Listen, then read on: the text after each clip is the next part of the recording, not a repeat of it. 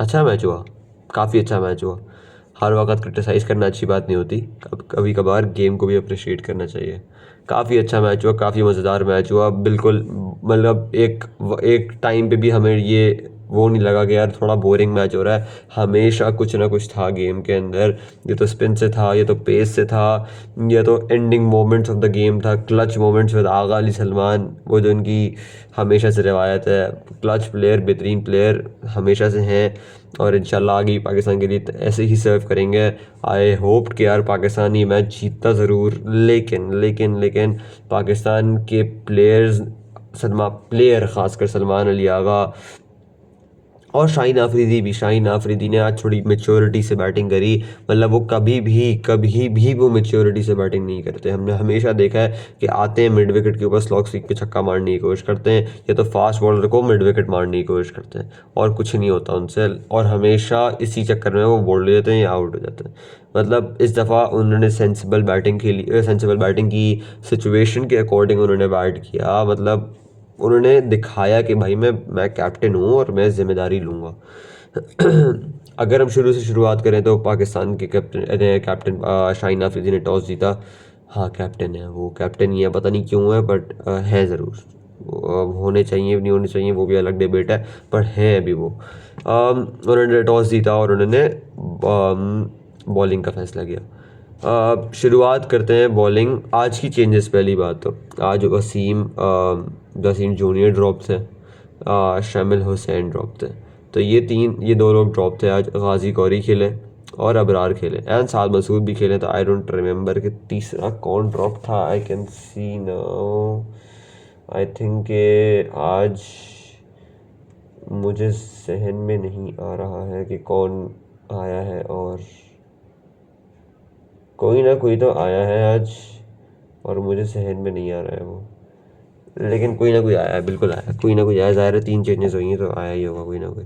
क्योंकि अबरार भी आए हैं, और अबरार आए हैं, गाजी गौरी आए हैं, और कौन आया था? कोई ना कोई तो आया है। कोई ना कोई तो आया है।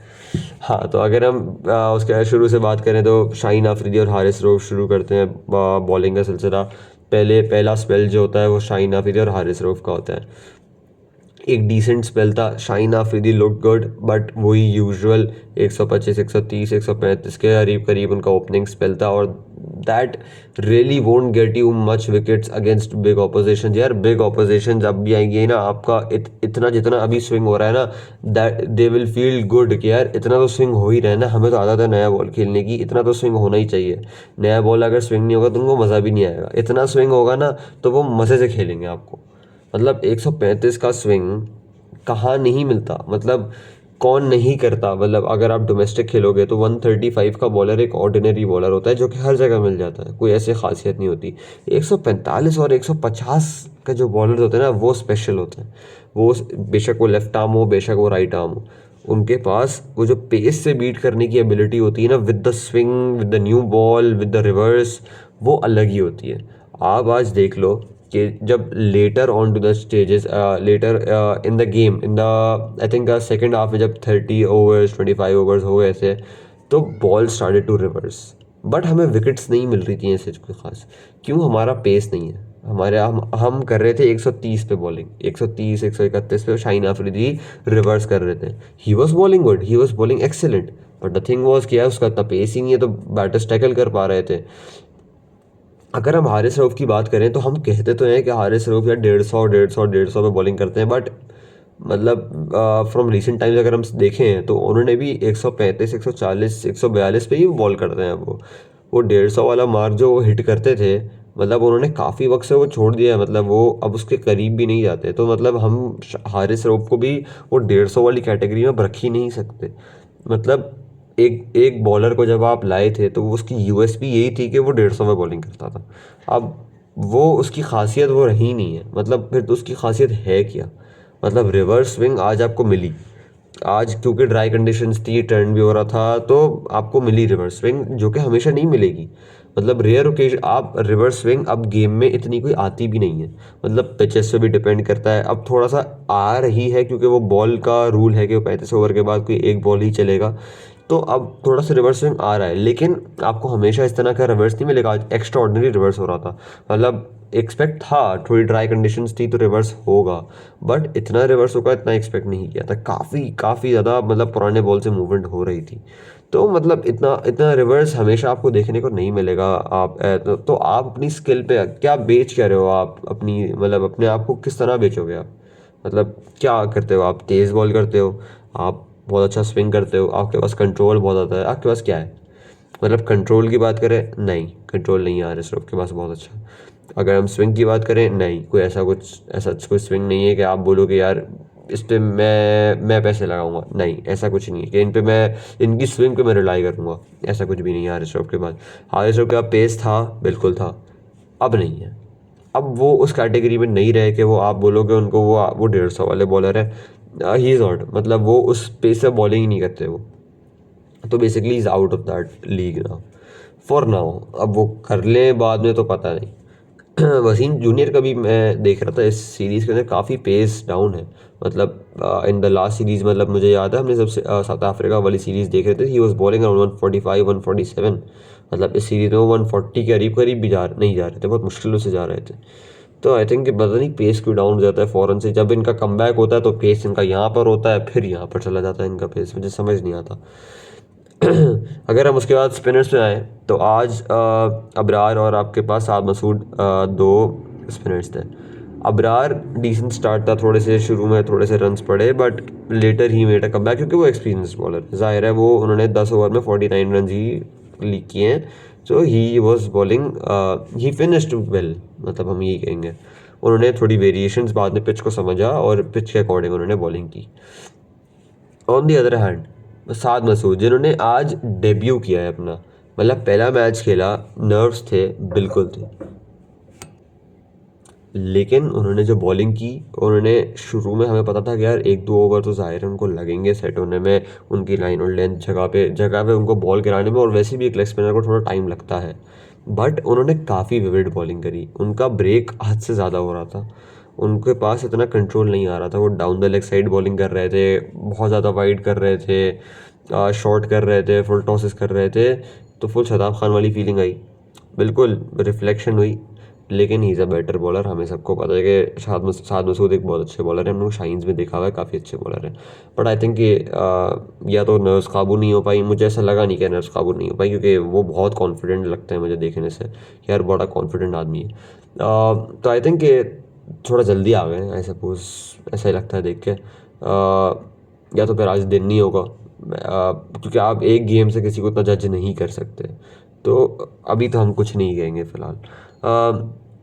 बट आई थिंक अगर आपने एक गेम खिला ही दिया है तो वाई नॉट कैरी, कैरी है, मतलब कैरी करने को है, वरना तो फैसल अकरम का आई थिंक के साद मसूद से ऊपर चांस बनता है।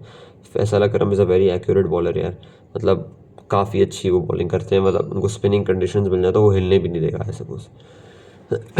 अगर बांग्लादेश की तरफ से अगर हम बात करें तो आई थिंक कि उनका नाम है, नाम नाम नाम अगर हम नाम देखें तो बांग्लादेश की तरफ से एक प्लेयर ने 100 की है, उनका नाम है तंजीद हसन। बहुत आउटस्टैंडिंग यार प्लेयर है, बहुत अच्छा खेलते हैं, मतलब फ्लिक है उनके पास, उनका अच्छी हर बॉल का काउंटर अटैक वो करते हैं, मतलब हर बॉल का जवाब होता है उनके पास। उन्होंने कट शॉट पे छक्के मारे हैं, फ्लिक पे छक्के मारे हैं, सीधे के over over over long on छक्के मारे, ओवर लॉन्ग ऑफ छक्का मारा उन्होंने अबरार को, और that was the best six उन्होंने जो मारा था आज का। सॉरी। और आई थिंक कि बाकियों ने इतना कोई ख़ास कंट्रीब्यूट नहीं किया, but Towhid Hridoy he was looking for singles, जिसकी वजह से वो भी अच्छे 48 बना के गए और 44, तो दैट वाज ऑल, मतलब नितिन दास ने 41 मारा है, लेकिन ही वॉज स्ट्रगलिंग ऑल, मतलब पूरी उनकी innings it was a struggle just. अगर हम पाकिस्तान की बैटिंग की तरफ से आए तो माँ सदाकत और फरहान ने ओपनिंग की है। अगर हम माँ सदाकत की बात करें तो ही गॉट आउट राणा की बॉल पे, राणा ने उनको जल्दी पकड़ लिया, मतलब उन्होंने एक छक्का ज़रूर मारा राणा को अच्छा छक्का मारा ओवर मिड विकेट, या लॉन्ग आप उसको लॉन्ग ऑन बोलो, लॉन्ग ऑन मिड विकेट की तरफ से बड़ा अच्छा छक्का मारा उनको, बट पेस से बीट होगा माँ सदाकत, उनको अच्छी शॉर्ट बॉल पड़ी है, गॉट आउट। तस्कीन अहमद ने जो फरहान को आउट किया है, that was a very concerning moment, मतलब कंसर्निंग साइन फॉर अस, क्योंकि यार उसके फरहान के पैर नहीं चलते हैं ना बिल्कुल। हमने T20s में भी देखा है जिसके वजह से उनको सिंगल निकालने में काफ़ी मुश्किलात होती हैं। यहाँ पे भी उनके पैर नहीं चल रहे। And this format I think requires your basics to be completed, your मतलब फुल आपके पास बेसिक्स तो आपकी अच्छी ही होनी चाहिए, आपकी बिल्कुल बेसिक्स।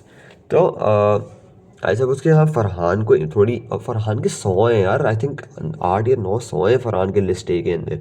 तो ऐसा कुछ कि फरहान एक मंजा हुआ बैटर है और उनको आई थिंक थोड़ी सी इंप्रूवमेंट टेक्निकली उनको करनी पड़ेगी अगर उनको इंटरनेशनली वनडे क्रिकेट भी खेलनी है और टेस्ट क्रिकेट भी खेलनी है। तो अगर उसके बाद बात करें तो गाजी गौरी आए और रिजवान आए, अब्दुल समद आए। रिजवान आई थिंक कि वो बिल्कुल ही आउट ऑफ निक लग रहे हैं मुझे इस सीरीज़ के अंदर। उनसे कीपिंग भी कोई खास अच्छी नहीं हो रही, उनसे बैटिंग भी नहीं हो रही है और ऐसा कुछ के बड़ा स्ट्रगल करा है उन्होंने इस सीरीज़ के अंदर। और आई थिंक ये तो रोज़ा रख के खेल रहे हैं, तो मुझे हमें लग रहा है या तो फिर और फॉर्म नहीं है कोई ख़ास, मतलब हम एक कोई मसला नहीं है, फॉर्म आती जाती रहती है एक सीरीज़ के बेस के ऊपर। आप किसी को ना निकाल देते हो ना किसी को ले आते हो, तो अप्स एंड डाउन चलते रहते हैं। और आई थिंक रिजवान बड़ा की प्लेयर है पाकिस्तान के लिए और he will perform well in the next upcoming series I think.